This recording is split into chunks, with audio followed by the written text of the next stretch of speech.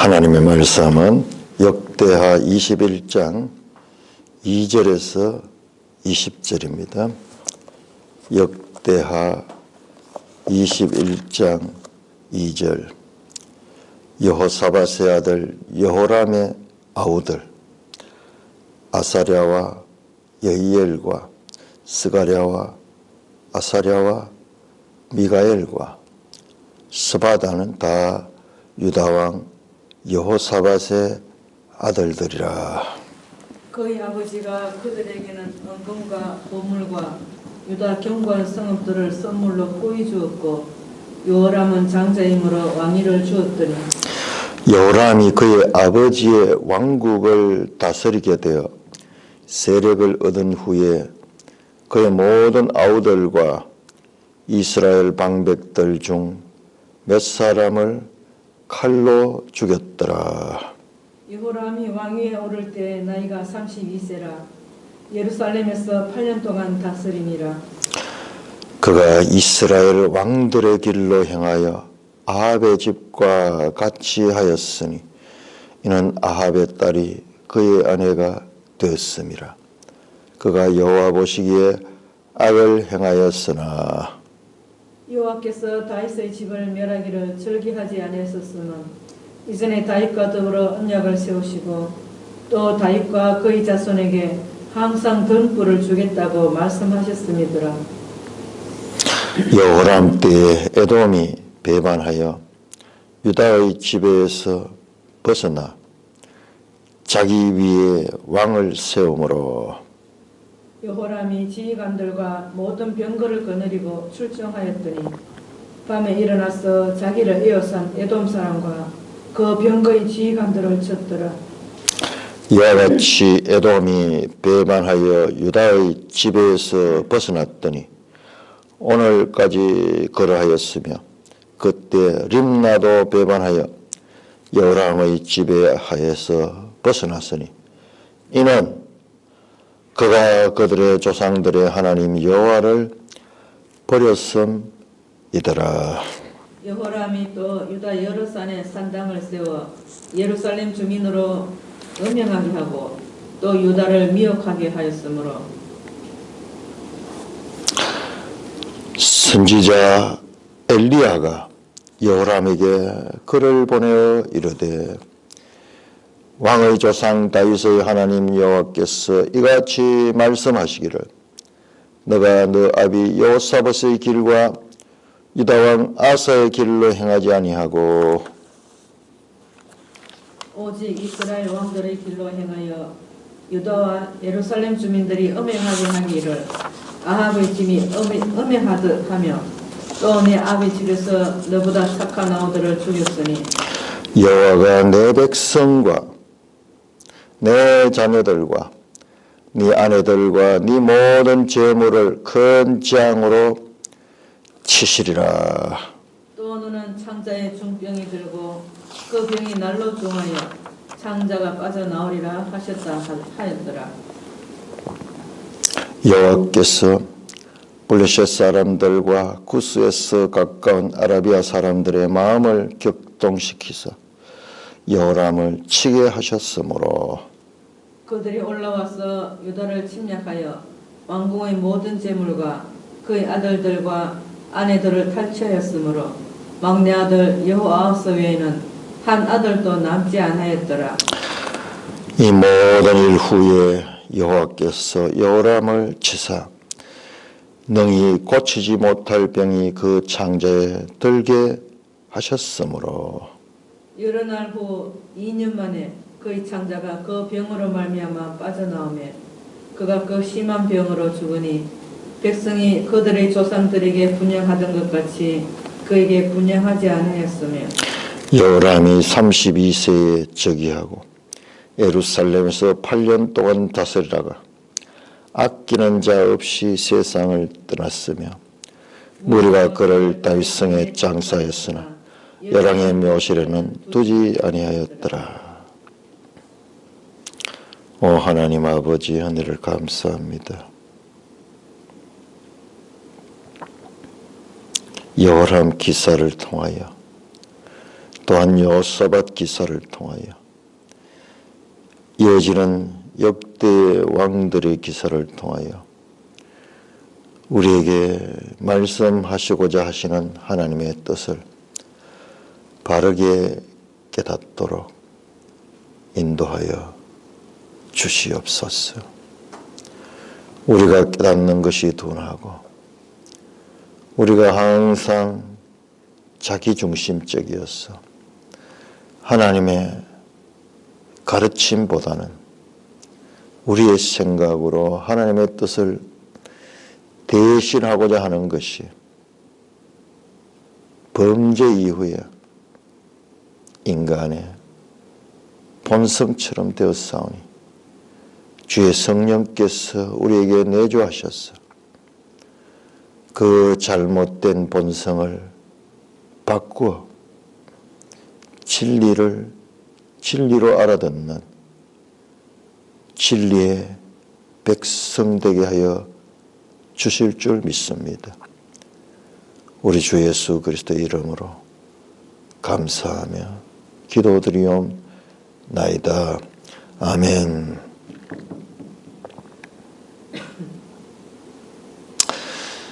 자, 이제 이 여호사밧 기사가 아마 17장부터 시작이 되었을 거예요. 17장에서 그렇네요. 17장에서 20장까지 17장, 18장, 19장, 20장 무려 4장에 걸쳐서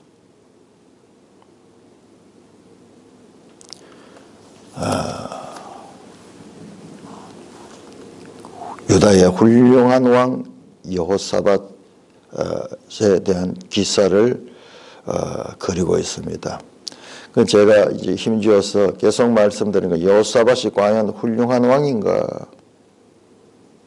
자, 오늘 이 본문을 통해서 우리가 봐야 됩니다. 그러니까 성경은 단편적으로 볼 수밖에 없는 게 우리 인간의 한계예요. 항상 보면은 우리 한 목에 다 읽지는 못하잖아요.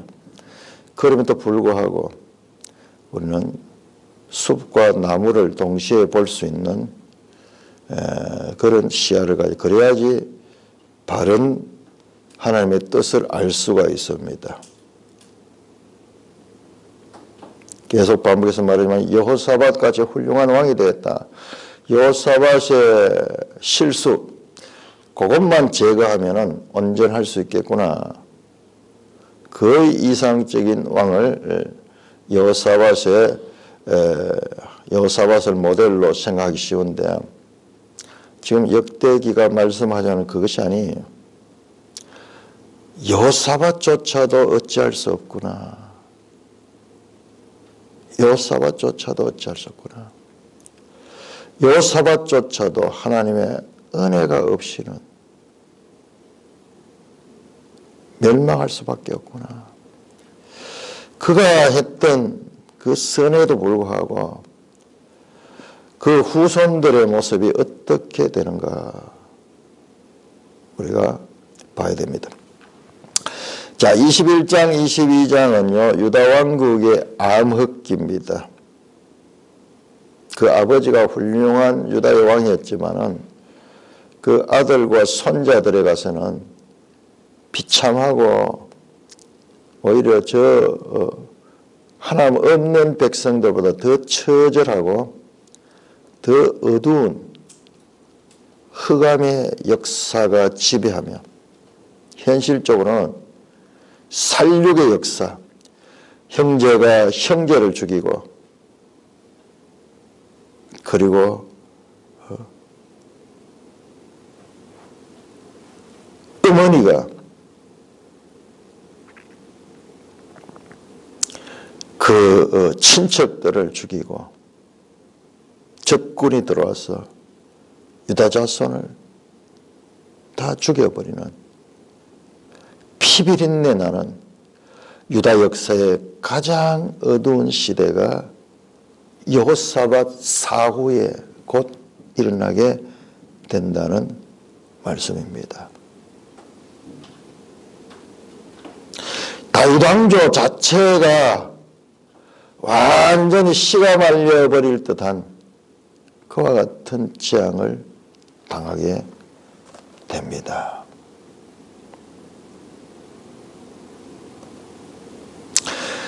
자, 21장 2절은 이렇게 시작합니다. 요사밧의 아들 여호람의 아우들의 아사라와 여히엘과 스가랴와 아사랴와 미가엘과 스바다는 다 유다왕 여호사밧의 아들이라. 여호사밧의 아들이 7명.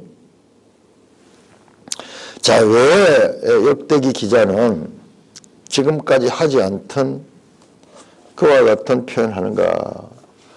왕들이 몇 명이었다, 왕의 자손이 몇 명이었다 이렇게 하지 않고 한 사람 한 사람 이름을 거명하는가? 여기에도 복선이 깔려있다 하는 거예요. 우리 성경은 위대한 소설가가 소설을 쓰듯이 복선이 깔려 있습니다. 성경이 어떻게 써지고 어떤 표현을 하는가를 우리가 성경을 통해서 자꾸 알아야 돼요.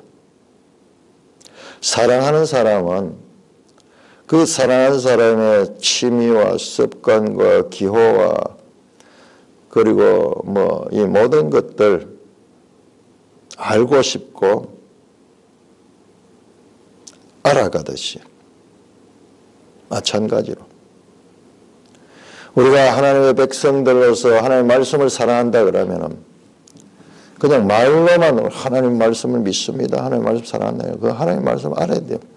문제는 우리 한국교회에 부정한 것은 하나님 말씀을 제대로 모른다는 것이에요. 지금 이 유튜브 같은데 선지자처럼 우리 젊은 청년들이 나와가지고 한국교회를 비판하고 그리고 믿음의 선배들의 과오들을 지적해내는 그런 일들을 보게 됩니다. 저도 과거에 그랬잖아요. 제일 먼저 했는 게 뭐예요? 천주교가 잘못되었고 그리고 이 영성훈련이 잘못되었고 사탄이 어떻게 역사를 하냐 그런 것을 그게 제일 먼저 들어왔어요. 그래서 그걸 지적하고 그것을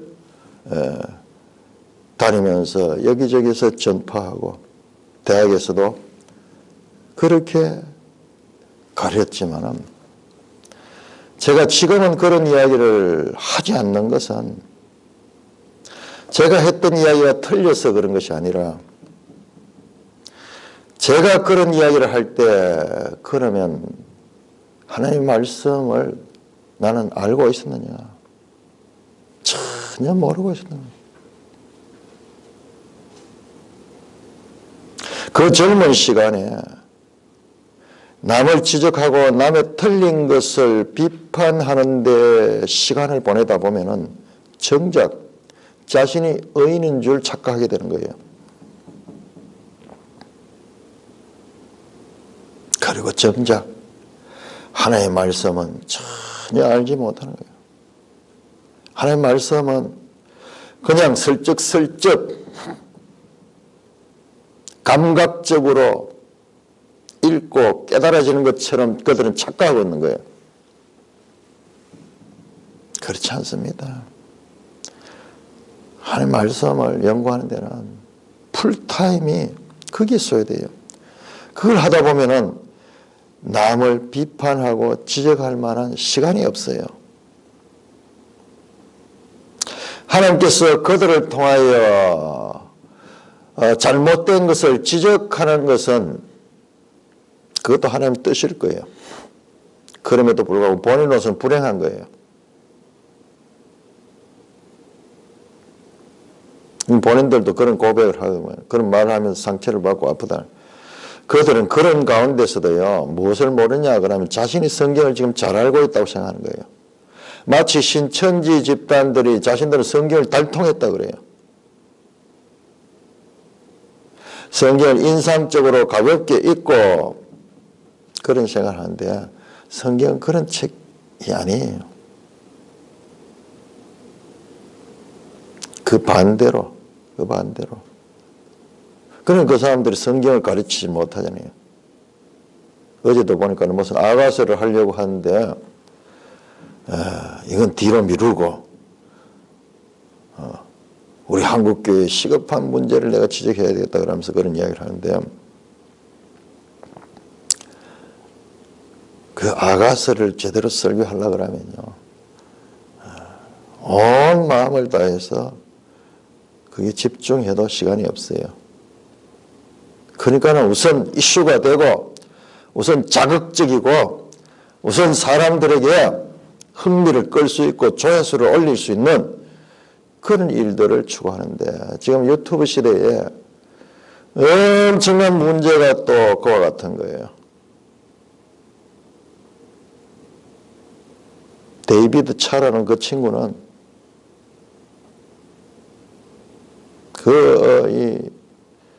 집회를 인도하면서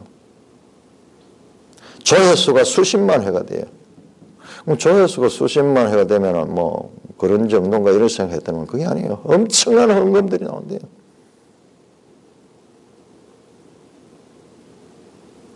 몇 억을 기부하기도 하고 그렇게 한대요. 그래서 세상으로부터 칭찬을 받고 사람들이 모르는 거예요. 그 친구가 썼던 그 마지막 신호라는 그 책이 아는 사람은 다 알고 그래서 이단으로 정제되고 인터넷에 보면은 그게 다 나온대요. 한 7, 8년 전에. 그런데 언제부터 또 변신해가지고 다른 모습을 해서 아주 스마트하고 영상을 잘 만들고 그야말로 비즈니스로서 지금 신앙을 이용해서 거짓의 거짓을 가지고 감각적인 것과 같은 신비적 기도 이런 것들을 통해서 사람들을 미혹하고 있는 거예요. 미혹하고. 자, 성경을 우리가 바라야 돼. 그런 할 시간이 없어요. 그걸 못해서 다른 사람들이 안 하는 게 아니에요. 자, 이렇게 7명의 아들들의 이름을 나열한 건 성경이 가지고 있는 복선이에요. 항상 좀 다르게 할 적에 그 한마디를 주의 깊게 봐야 돼요. 자, 왜 7명의 아들들의 이름을 다 나열했는가? 3절 그의 아버지가 그들에게는 은금과 보물과 유다의 견고한 성읍들을 선물로 후히 주었고 여호람은 장자임으로 왕위를 주었더니 그 요사밧이 그 7 아들들에게 유다의 견고한 성읍들을 선물로 후히 주었다. 요 기사가 보세요. 우리 11장 한번 11장 23절 11장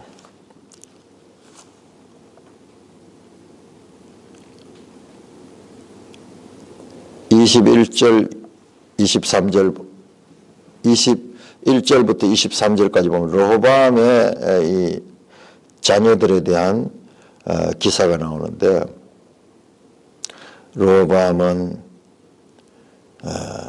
23절에 지혜롭게 행하여 그 모든 아들들을 유다와 베냐민 온 땅의 견고한 성읍을 흩어 살게 하고 양식을 후히 주고 아내를 많이 구하여 주었더라.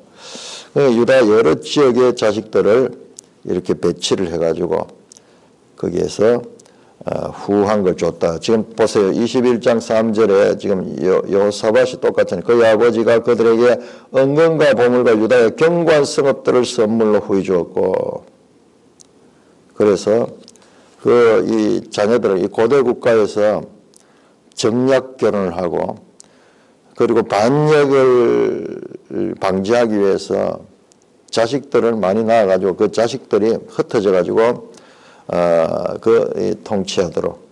그래서 이 견고한 이 통치가 이루어질 수 있도록 하는 전략적인 그와 같은 자녀들을 통한 통치가 있었는데, 지금 여호사밧도 그렇게 했어요. 여호람은 장자임으로 왕위를 주었다. 자, 그런데 4절에 여호람이 장자인데 그의 아버지의 왕국을 다스리게 되어 세력을 얻은 후에, 자, 이게 중요합니다. 여호람이 처음에는 그렇지 않았는데 이제 왕이 되어가지고 세력을 얻은 후에 그 모든 아우들과 이스라엘 방백 중 몇 사람을 칼로 죽였더라. 모든 아우, 앞에서 이름 나왔던 그 아우들을 다 죽여버렸어. 뿐만 아니라 이스라엘의 방백들의 중에서 자신을 대적하는 자, 자신에게 좀 뻣뻣한 사람들, 이런 사람들을 칼로 죽여버렸습니다.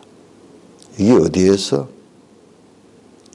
다윗 후손 왕실에서 일어난 사건입니다. 다윗 후손이 누구예요? 하나님의 언약의 백성이며 왕위를 하나님의 뜻 가운데 유지하게 되는 그 왕실에서 지금 이 같은 세상 나라에서도 보기 힘든 더러운 권력의 남용이 이루어지고 살인이 저질러졌다는 것입니다. 뭐지 이게? 살인하지 말라. 모세의 법은 어디에 가고 하나님의 나라를 대표하는 이스라엘에서 세상 나라보다 더 악하고 더러운 일들이 그것도 왕실에서 일어났다는 겁니다.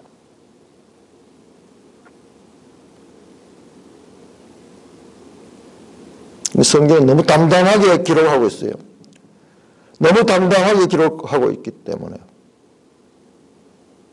우리도 그냥 담담하게 읽는 거예요. 아니에요. 성경은 원래 그런 책이에요. 담담하게 성경이 기록했더라도 우리가 주의 깊게 살펴서 그 말씀의 의미를 중요하게 볼 수 있는 그 어떤 책임은 독자들에게 있는 거예요.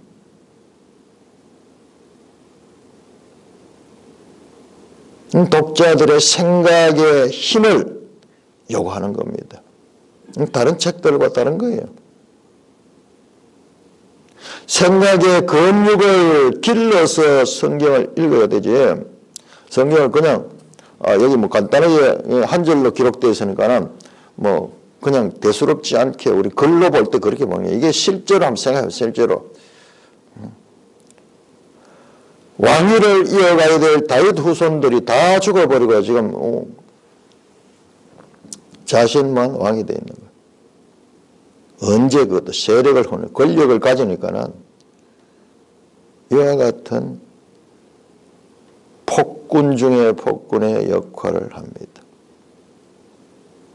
성경은 왜 그랬는지 나오지 않습니다. 왜 그런지 나오지 않아요. 자, 그러면은 왜 그랬을까 우리가 한번 생각해 봐야 돼요. 아마 그가 이 왕위에 오른 후에 동생들의 권력에 위협을 느꼈기 때문일까? 아니면요, 결정적인 이유가 있습니다. 4절에 보면, 6절에 보면은 그가 이스라엘 왕들의 길로 행하여 아합의 집과 같이 하였으니 이는 그 아합의 딸이 그의 아내가 되었습니다. 그가 여호와 보시기에 악을 행하였다. 아합의 딸 딸이 그의 아내가 되었다. 이건 북이스라엘에서 일어나는 이와 같은 왕위 찬탈을 위해서 죽고 죽이는 그 북이스라엘에서 일어난 일처럼 유다 왕국에서 그와 같은 일이 일어나는 이유가 바로 무엇인가? 아합의 집과 같이 행했고 이는 아합의 딸이 그의 아내가 되었다. 아합의 딸이 누구예요? 아합의 딸이 바로 아달랴입니다. 아달랴. 아달랴는 아합의 딸이고 또한 이세벨의 딸이죠. 이세벨은 저 두로의 우상 숭배의 두로 왕의 딸이고 악명 높은 북왕국의 왕비였는데 가장 악명 높은 아합과 가장 악명 높은 이세벨 부부의 자손이 아달랴입니다. 그 아달랴가 유다의 왕의 부인이 된 거예요. 그러니까는 유다 왕이 이와 같은 악행을 저지르게 된 배경에는 아마도 이 아달랴 같은 악한 여인의 흉계에 그 남편이 사용되지 않았는가 그렇게 짐작할 수가 있습니다. 왜 그러면 거기에 방백들 죽은 사람들 가운데서는요 아마도 이들은 이와 같은 북왕국의 이 왕비를 북왕국 출신 왕비를 받아들이는 걸 반대했을 수도 있어요. 참고 있다가 세력을 얻은 후에 그 소문, 정보를 다 수집해. 이런 사람들은 정보에 또 민감하잖아요. 그래서 아마 뒤에 나온 내용을 보면 이 아달랴에 의해 가지고 그 요람이 도구로 사용된 것 같아요. 그러나 성경이 말씀하지 않으면은 그냥 짐작할 따름이지 담담히 넘어가야 돼요. 담담히 넘어가요.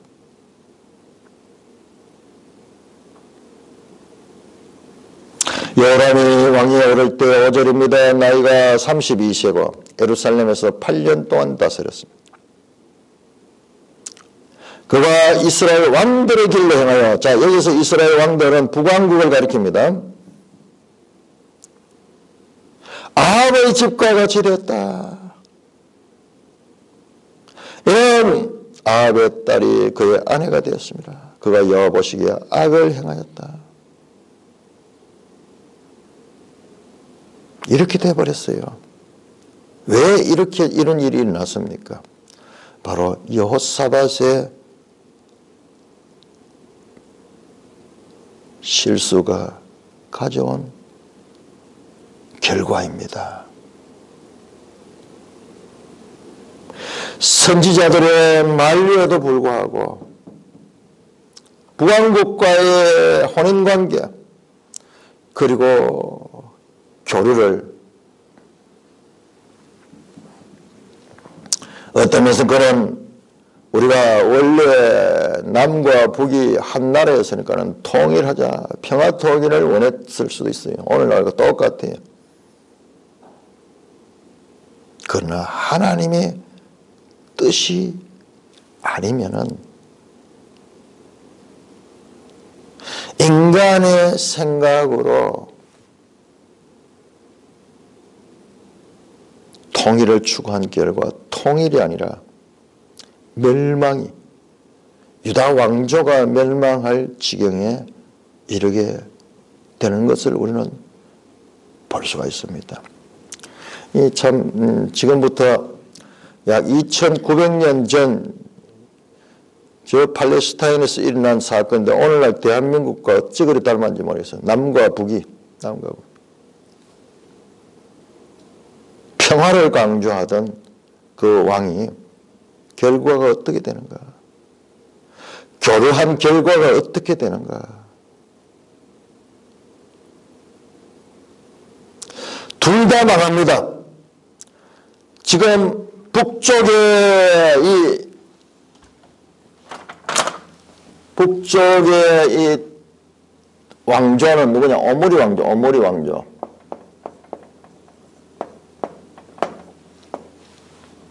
오므리 왕조입니다. 이 오므리 왕조도 전 정권을 뒤집었고 세력을 잡아서 왕위를 찬탈했던 자예요.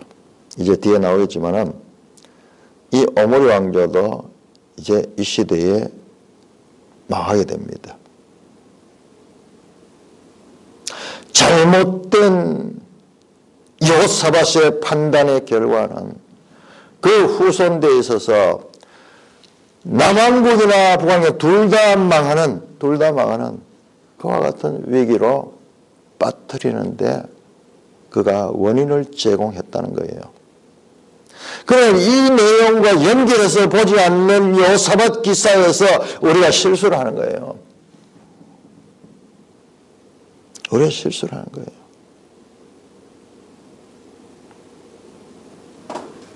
7절입니다. 여호와께서 다윗의 집을 멸하기를 절기하지 않았으며 다윗의 집이 지금 멸망할 지경까지 왔는 거예요. 그런데도 불구하고 하나님이 그것을 원치 않았어요.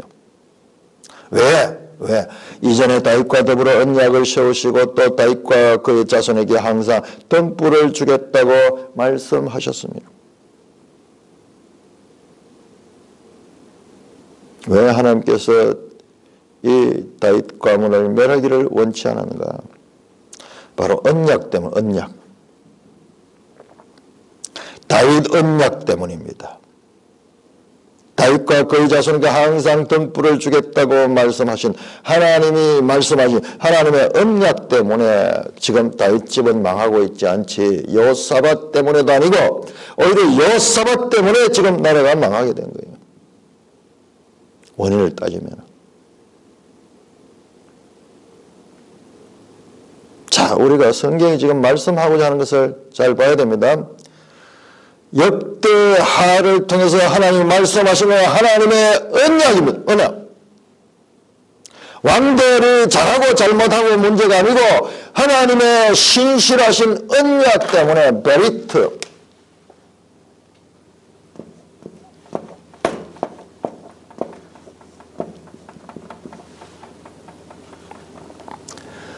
자, 우리 역대기의 핵심 주제는 두 가지입니다. 하나는 다윗 언약이고 또 다른 하나는 성전. 여기 사무엘하 7장에 12절에서 15절까지 바로 다윗 언약은 다윗 왕조와 그리고 그들에 의한 성전의 유지.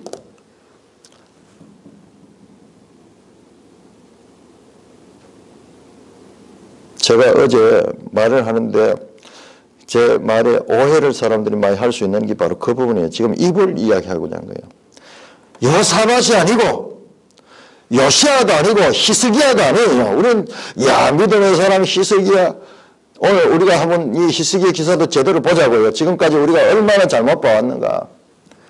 이들 시대에는 뭔가 희망이 있을 것 같구나. 이들 시대에는 희망이 있을 것 같구나. 아니에요. 그들 시대에도 희망이 없습니다. 오직 여호와의 언약 때문에 그들이 살 수 있었던 겁니다. 그래서 제가 말씀드린 거는 성경을 보는 눈을 바로 가져야 돼요. 자꾸 우리는 사람에다가 희망을 맡기고 사람에서 가능성을 보는데 성경이 우리에게 전하고자 하는 것은 그게 아니에요.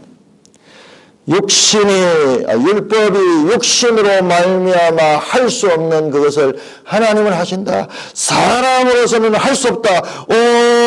공부한 사람이다. 이 사망의 몸에서 누가 나를 구원할까?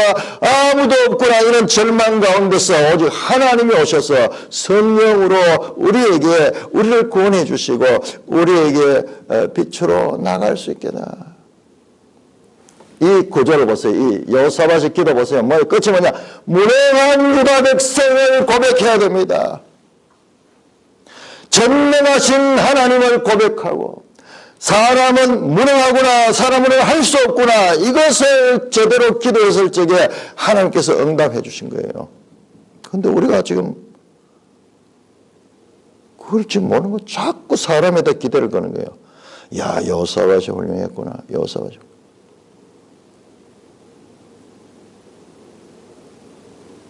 여호사밧이 10점만 더 받으면 완벽하였구나. 아니에요. 여호사밧이 90점을 받아서도 걸어서는 불가능하구나. 오직 하나님의 언약 때문에 하나님의 은혜로 살아가는구나. 이것을 우리가 볼 수가 있어야 되는 것입니다.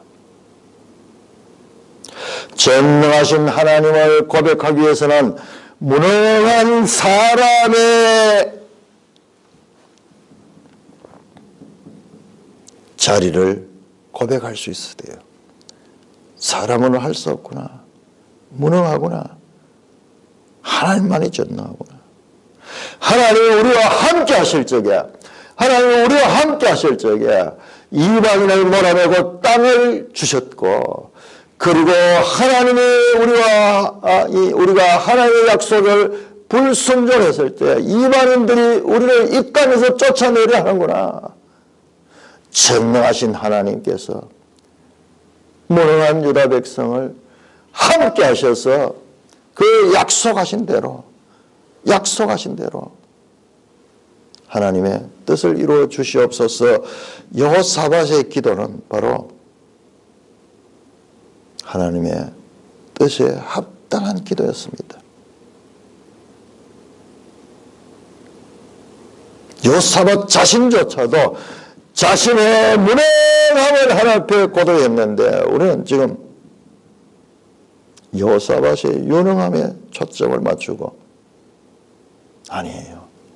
성경은 바로 이 말씀 7절 21장 7절을 우리에게 말씀하고자 하는 거예요. 다윗과 더불어 언약을 세우시고 그의 자손에게 다윗과 그의 자손에게 항상 등불을 주겠다고 하면서 왕위를 계속 유지하겠다는 그 약속입니다. 약속.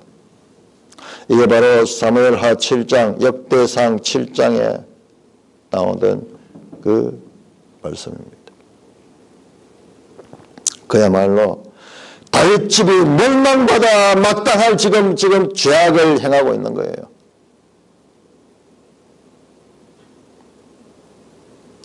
북왕국과 혼인을 맺고 거기에서 온갖 우상 숭배가 들어오고 뿐만 아니라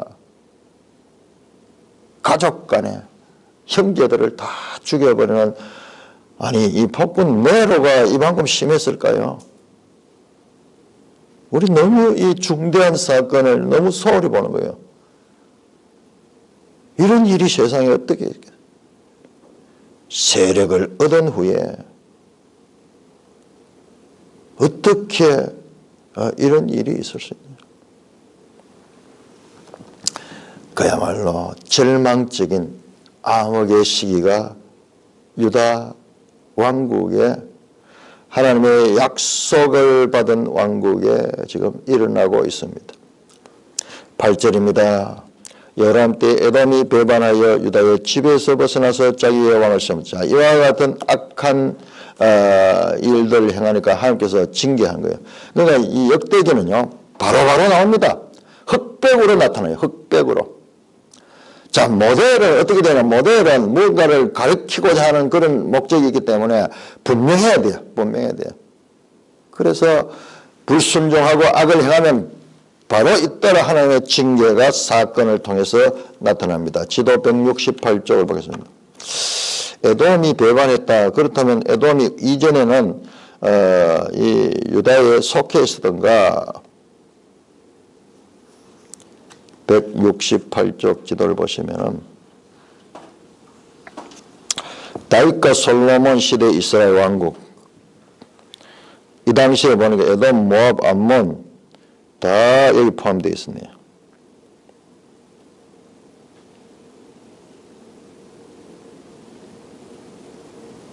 그 에돔이 이 반역을 합니다.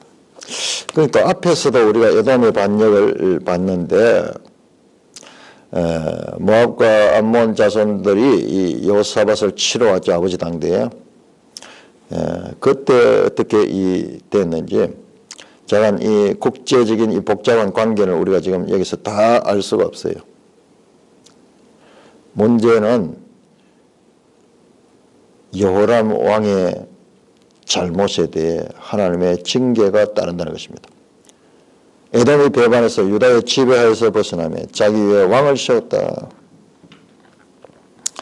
그러니까는 이 속국으로 있을 때는 왕도 마음대로 세울 수 없어. 우리도 그랬잖아요. 중국에 눈치를 보면 왕을 세우는데 중국 황제의 승인을 받아야 돼요.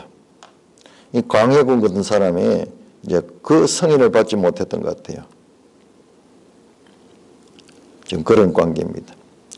자, 그러니까 여호람이 지휘관들과 모든 병거를 거느리고 출정하였더니 밤에 일어나 자기를 여산 에돔 사람과 그 병거의 지휘관들을 쳤더라. 전쟁에 나가서 싸웠습니다. 이와 같이 에돔이 배반하여 그러나 그 결과 그들을 사로잡지 못했습니다. 유다의 지배에서 벗어났습니다. 오늘까지 그랬으며 그때 또한 림나도 배반하여 여호람의 지배에서 벗어났으니 이는 그가 그 조상 하나님을 버렸습니다. 자, 이런 사건들이 일어난 이유는 뭐냐? 바로 여호람이 하나님을 버렸기 때문에 일어난 사건이다. 너희가 먼저 나를 버렸기 때문에 나도 너희를 버린다. 그런데 하나님 버리지 않죠. 하나님 버리지 않죠. 다윗과 더불어 언약을 세우셨어. 그 언약을 기억하고 아주 버리지는 않았어요. 하나님 버리신다고 했지만은 앞에서 나왔거든요. 너희가 나를 버리면 나도 너를 버린다. 그들은 여호와를 버렸습니다. 그러나 하나님은 그들을 버리지 않았어요. 11절 여호람이 또 여러 산에 산당을 세워 예루살렘 주민으로 음행하고 또 유다를 미혹하게 했으므로 이야, 하나님만 버린 것이 아니라 여러 산에 산당을 세우고 예루살렘 주민으로 음행하게 하고 유다를 미혹했다. 여기서 미혹하다는 것은 강요하다 하는 거예요. 집단적으로 우상을 숭배하도록 여호람이 적극적으로 그들을 우상 숭배의 길로 내몰았습니다. 국가적으로. 자, 짧은 기사 속에 어마어마한 이 사건들이 우리는 지금 21장에서 볼 수 있습니다. 자, 그때 선지자 엘리야가 등장합니다. 선지자 엘리야가 여호람에게 글을 보내어. 지금 역대기에서는 선지자 엘리야 기사가 여기 딱 하나 나와요. 열왕기에서는 이 엘리야 기사가 엄청나게 많이 나오죠. 아합 왕조 시대에 시작해가지고 그때 이 열왕기 상과 열왕기 하 양쪽에 다 나옵니다. 그런데 여기는 딱 하나 나오는데요. 그런데 이 엘리야는 부왕국의 이 선지자거든요. 그런데 어떻게 부왕국 선지자가 남왕국 유다 왕에게 편지를 보냈는가? 지금 보세요. 둘이는 평화세대잖아요. 두 왕국이 서로 밀접하게 교류하면서 그리 이럴 정도로 남북 간에 지금 뭐 좋게 표현하면 화해가 이루어졌는 거죠. 화해가 이루어졌다. 선지자 엘리야가 여호람에게 글을 보냈다. 더 설득력 있네요. 만나려고 그러면 좀 거리가 멀었을 텐데 편지를 통해 가지고 뜻을 전합니다.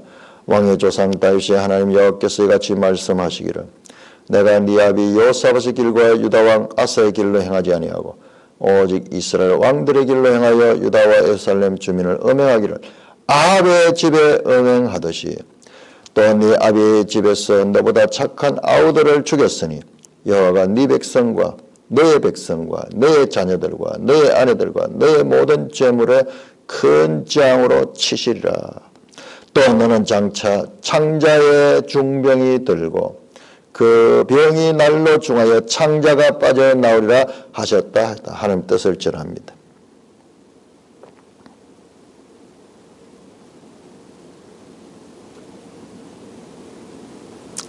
그래도 하나님은 여호사밧의 길과 아하스 왕의 길을 좋게 평가를 하십니다.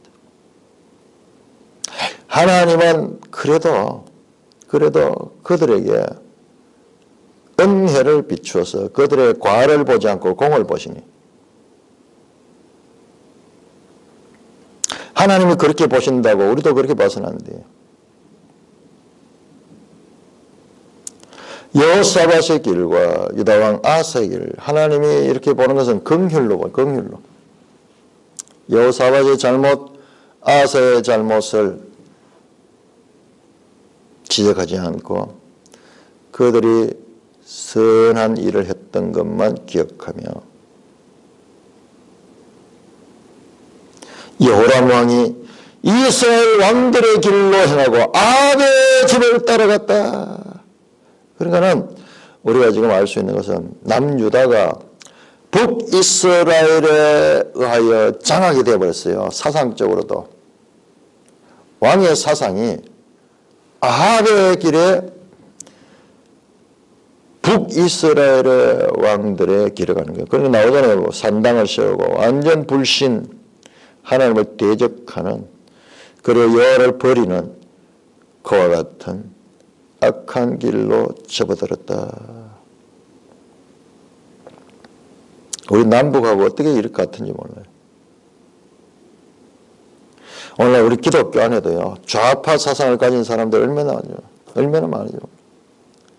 깜짝 놀랄 정도로. 내가 지금 아직 한 사람은 정말 나가 아직 실감하는데 성경을 그렇게 많이 알고 그렇게 이 열심으로 하는데 그 좌파 사상을 가졌다니. 좌파 사상은 지금 우리나라에서 좌파 사상은 이 무신론, 그 좌파 사상 어디나 마찬가지예요. 무신론 기본적으로 유물론과 무신론 사상인데요. 어떻게 성경을 그렇게 많이 알고 그렇게 잘 가르치는 사람이에요. 그렇게 될 수가 있느냐 하는 거예요. 다시 한번 깨닫는, 사람을 믿을 수 없는 거예요. 사람으로 할 수 없는 거예요.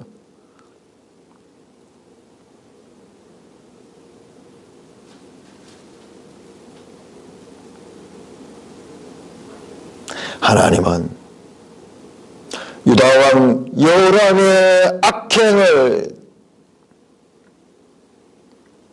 다 알고 계시며 선지자를 통해서 앞으로 어떠한 죽음을 당할 것인가지도 말씀했습니다. 엘리야 선지자는 세 가지 여호람의 죄를 지적합니다. 그리고 그 죄에 대한 보응을 선언합니다. 첫째로 아비의 길, 유다 왕들의 길, 여호사밧의 길과 아사의 길로 행하지 않고 이스라엘 왕들의 길로 행했던 것 하나의 죄악. 두 번째, 유다와 예루살렘 주민을 음행하게 하기를 아하주에 음행하다 우상 숭배를 하도록 만든지.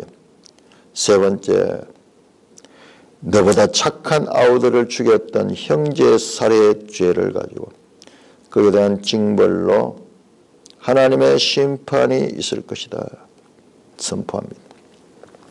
16절입니다. 여호와께서 블레셋 사람들과 구스에서 가까운 아라비아 사람들의 마음을 격동시키사 여호람을 치게 하셨다. 누가? 여호와께서 그들을 일으켰습니다. 자, 이들이 누군가 보세요. 이들이, 자, 17장 11절 보세요. 이들이 누군가? 17장 11절. 자, 여호사밧이요, 왕이 되어가지고 모든 일들을 다 잘했습니다. 그래서 나라가 부강해졌을 때 10절 여호와께서 유다 사방의 모든 나라에 두려움을 주사 여호사밧과 싸우지 못하게 하시며 블레셋 사람들 중에서는 여호사밧에게 애물을 드리며 은으로 조공을 바쳤고 아라비아 사람들도 짐승떼 곧 순양 7,700마리와 순염소 7,700마리를 드렸더라. 7,700마리. 7이라는 숫자에 무슨 의미를 두고 있는 것 같네요. 자, 여기에서 블레셋 사람들과 아라비아 사람들이 이 여호사밧 왕에게 애물을 드리고 그들을 섬겼는데 이제 그들이 이제 이 여호람의 유다 왕국을 공격합니다. 왜? 하나님께서 그들의 마음을 격동시켜가지고 여호람을 치게 하셨다. 성경 분명히 말씀하고 있습니다. 그러나 구약 성경에는 흑백 논리예요. 흑백 논리. 잘못하면은 징계하고 그게 바로바로 이어서 나옵니다. 그런데 우리가 이런 식의 관점을 가지고 우리의 삶을 대비시키면 안 됩니다. 이 원리는 이 원리지만은 그럼에도 불구하고 이 원리를 이렇게 단순하게 대비시키서는 안 돼요. 자, 여러 번 말씀드린 모델은요 분명해야 돼요. 애화는 분명해야 돼요. 애화가 분명하지 못하고 애매하면은 그 애화가 될 수가 없어요. 모델이 될 수가 없어요. 시범을 보이는 이 모델은 분명한 것을 보여줘야 돼요. 그래서 지금 우리는 이 역대 왕들의 이야기가 하나의 인생 모델로 보기 때문에 흑백 논리가 분명합니다. 선명하게. 자, 잘못하니까는 징계를 합니다. 하나님께서 바로 징계를 합니다. 17절 그들이 올라와서 유다를 침략하여 왕궁의 모든 재물과 그의 아들들과 아내들을 탈취했다. 반대로 우리가 어제 봤지만은 그 전쟁에서 이 여호사밧은 탈취물을 많이 가져왔죠. 그런데 여기는 반대로 이제 탈취물을 뺏깁니다. 뿐만 아니라 막내 아들 여호아하스 외에는 한 아들도 남지 않았더라.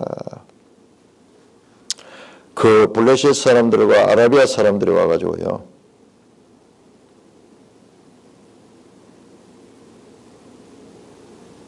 여호아스의 아들들을 다 죽여버렸어요.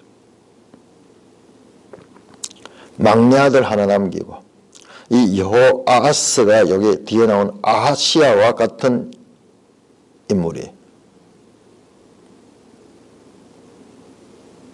여호람이 그의 아우들을 죽인 것에 대한 대가로 그의 자녀들이 다 죽임을 당합니다. 18절 이 모든 일 후에 여호와께서 여호람을 치사 능히 고치지 않을 명을 그 창자들이 뿐만 아니라 직접 하나님께서 여호람을 칩니다. 열날 후 2년 만에 그 창자가 그 병으로 말미암아 빠져나왔다. 탈창하는 뭐 그런 병인 거죠.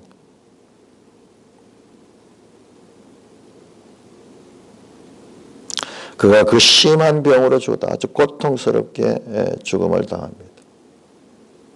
백성이 그의 조상들에게 분양하지 그의 분양하지 아니했다. 자, 16장 14절 보시면은 16장 14절에 아사가 죽었을 때에 백성들이 14절에 보면은 또 그것을 위하여 많이 분향하였더라 되어 있는데 대조적으로 여기는 분향하지 않았다. 뿐만 아니라 여호람이 32세에 즉위하고 예루살렘 8년 동안 돼서 아끼는 자가 없이 세상을 떠났다. 아무도 그의 죽음을 애쓰게 하지 않았어. 비참한 죽음입니다. 무려 그를 다윗성에 장사했으나 열왕의 묘실에는 두지 않았다. 그의 말년은 비참합니다. 왕의 묘실에도 들어가지 못했습니다. 역대기의 마지막 죽음을 이야기하면서 열왕의 묘실에 들어갔느냐 들어가지 못하느냐를 항상 이 기록을 하고 있는데 역대기에서 열왕의 묘실에 그곳에 들어가지 못한 첫째 왕이 여호람입니다. 몇 사람이 나오는데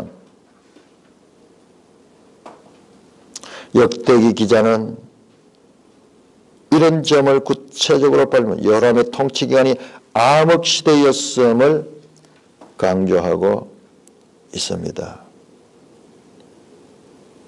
자, 우리 다시 한번 생각해 봅시다.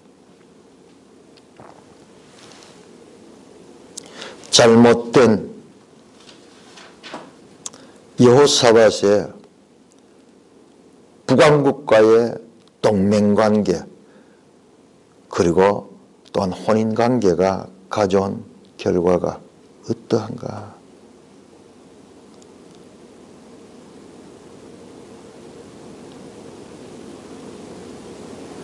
여호람 기사를 새로 봐야 돼요.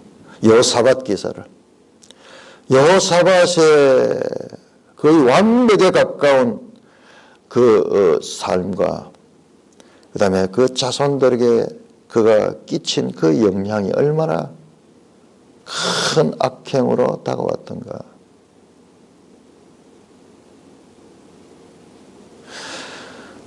우리가 성경을 문맥적으로 이해해야만 될 찬물을 껴듯이 우리가 가지고 있던 고정관념을 지금 깨우치고 있습니다. 이 모든 지금 여호람 시대의 비극들의 진원지가 바로 여호사밧의 북왕국 오므리 왕조의 동맹과 혼인관계로부터 비롯됐다는 것을 우리는 알아야 됩니다. 통일한다고 했는데 통일이 아니라 그들의 사상이 이걸 지배해버렸어요. 북왕국의 사상이 남왕국을 지배해버리니까는 결과는 비참한 결과가 왔는 거예요. 오늘 우리가 이 땅에서도 지금 남북관계에 무조건 통일이 민족의 과제인 듯이 그렇게 주장하는 사람들이 많이 있는데 우리 성경을 통해서 오늘 우리에게 주시는 메시지가 무엇인지 지금 우리 문재인 대통령이 좀 여호람 같은 사람이에요. 꼭 여호람 같은 사람이에요. 거기에 온 정신이 다 빠져 있어요. 찬송가 510장입니다.